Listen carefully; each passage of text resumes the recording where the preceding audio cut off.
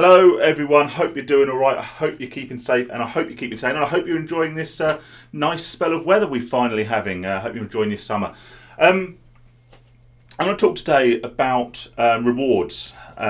Sometimes when we're in recovery or when we're basically setting some sort of target or goal or challenge for ourselves, we like to reward ourselves at sort of certain points of the process to sort of, self-congratulate, to mark an achievement. For example, I've spoken before about this watch I'm wearing, which I bought as a year anniversary of my business, also after I had quit alcohol for 90 days, and a few other things in my life, and I thought that was a good point at which to mark my self-set goals, my achievements with some sort of personal reward. And I think there is nothing really wrong with doing this. I think it's providing the reward is additional to the reason you're actually doing the target, setting yourself a target, setting yourself a goal in the first place. For example, there is no point in quitting gambling just to see if you can do it, because after the 30 days or 90 days or whatever you set yourself, you'll go, right, I've done it, I've got my reward, and then you'll probably stand a much higher chance of slipping into bad habits again.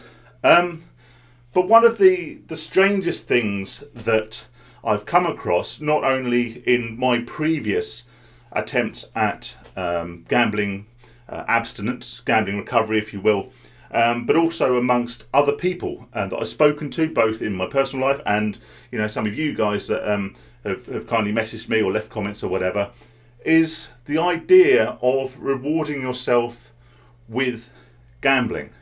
Now, in the cold light of day, if you look at this totally logically, that seems absolutely ridiculous, but it was something that I have done in the past, and like I say, quite clearly it's not exclusive to me, where I've set myself a target of not gambling for a month on the basis that you can break a cycle of addiction or a cycle of behaviour.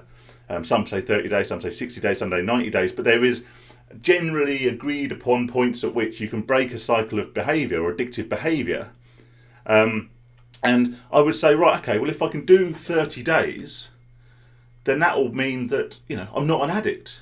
I'm not cured, but I don't have the problem that I suspected I had in the first place. And what will I do when I hit that 30 days? Well, I'm going to take, 100 quid, 200 quid, 500 quid, whatever, and I'm going to go to the casino or races or go out with my mates and we can gamble in the bookies or whatever. I'm going to treat myself to gambling. And like I said, I'm not saying this, as I always say, from any high horse or from any supposed self-appointed level of authority.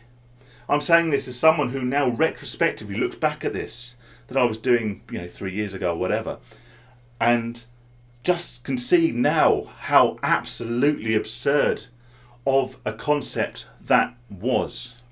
The idea of rewarding yourself with the very, very thing that you have chosen to abstain from is just absolutely bonkers. Now, obviously, in some cases this can work.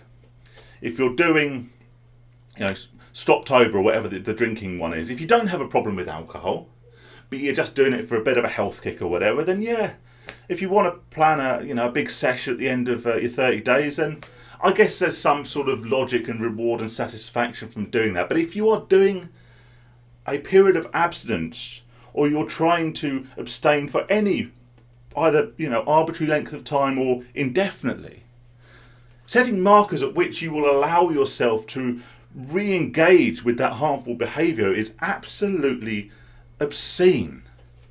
It's akin to an alcoholic saying, right, if I can go 30 days without a beer, I'm going to buy myself a bottle of whiskey. The problem as well with it is even if you could do, say, 30 days and you've not gambled, and you say, right, I am actually going to put a set amount of money aside. Let's go mad, right? Let's say you say, if I can abstain from 30 days, I'm going to take 200 quid, I'm going to deposit online, or I'm going to go to the casino in my city or whatever, and I'm going to have a good old play. I'm going to have a good old session on the gambling, and then I'm not going to gamble again. Just supposing you can do that, and it doesn't instantly kick you straight back to the position you were in at the start. And there's a very, very, very high chance it's going to just kick you straight back into your old routine, into your old cycle of addictive behaviour. Just supposing, right? Supposing that you can do it. And you go 30 days and you have your big session and you go, yeah, that was fun, but I'm going to be abstinent again now. And you manage it. You actually manage it. And trust me, the chances of you relapsing are huge. What do you do at the 60-day mark? Do you go, well, actually, last time I did this, I rewarded myself with gambling and I was fine. So I'm going to do that again. I'm going to take my 200 quid and I'm going to go down to the casino. I'm going to have a bloody good night like I did last time. This is particularly true maybe if you won last time. And then so what do you do then for the next landmark, the next milestone, 90 days? And then what your brain will do, because ultimately the reason we set this target is because our brain is telling us to. The addicted part of our brain is trying to fight a way in. I've talked about this so many times before. The gambling part of your brain is fucking devious. It's so devious. It will try and lull you into a false sense of security. It will try and find any little door that's ever so slightly ajar in order to break itself back through, to get you back into that behaviour, to satisfy that urge, that craving that your brain has. It's the reason we leave little doors ajar when we're setting our blocks for ourselves. Sometimes we don't self-exclude for the longest possible time. We self-exclude for 6 months. Why? We're addicts. We know we need to sort this out. Why set a 50 quid limit on your betting account rather than close it altogether? Why think, I'll leave self-exclusion from the bookies for another day? I don't have any passport photos. I can't do it now.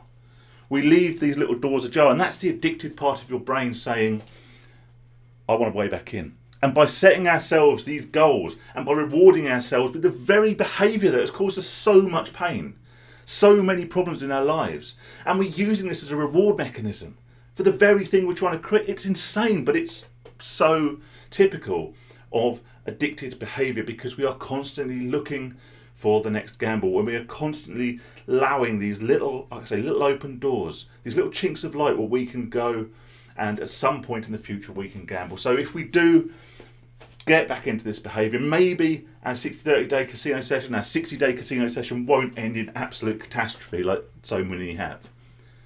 So what do you do then? Do you continue to go once a month? Well, one of those times it's going to kick off a relapse. I guarantee you that. If you try and do this, at some point it's going to kick off a relapse. Or what you'll find yourself doing, because this is how the gambling brain works, is it will start saying, well, actually, this is going all right. Maybe rather than having 200 quid every 30 days, I'll have 100 quid every week. Just go there. I'll just pop down the casino on a weekend. Just go in there on a Saturday. I'll just take 100 quid. I'll just take 100 quid. And again, you might do this. You might do this for a week. You might do this for 2 weeks, and you might be all right. It might not cause any massive, catastrophical relapse, but the more you go, the more times you gamble, it's going to do it eventually. Eventually, you're just going to fall deeper and deeper back into that cycle of behaviour, and it's going to be worse than ever because it always is. Every time you relapse, it gets worse. And, unless you cut ties, unless you get free of this, you will never be free of this. By all means. Like I say, the idea of reward is not necessarily a bad one. If you want to buy yourself something for being a year gamble free, 90 days gamble free, 5 years gamble free, whatever, then go right ahead. But what you'll find is if you commit to this and if you do it properly and you don't, see yourself and you gambling in the future and you're certainly using that as a driving factor to do this, then the rewards will be there by themselves. The rewards will come of their own accord. Financial stability. Doesn't mean you're going to be rich, but you might be more financially stable. An improvement in your relationships, an improvement in your general mood, being able to sleep better, not waking up every morning with that punched in the stomach feeling that you get having done your bollocks the night before. These are the rewards you get from abstinence. And if you want to treat yourself to a bottle of something nice, or a night out with the missus, or a nice meal, or a watch, or whatever your thing is, right? Do it. Set yourself that target and say, yep, if I do it, I'm going to do this. Gambling cannot be it. Gambling can never be it. Okay, but you will find that if you stick to this, if you get into recovery and you mean it and you take all the right steps and you stay safe and you stay sane and you look after yourselves, then the rewards will be apparent. Enjoy your weekend, guys. Enjoy the football on Tuesday if I don't speak to you before. Take it easy. Stay safe. Stay sane. All the best. And yeah, of course, I'll see you on the next one. Take it easy.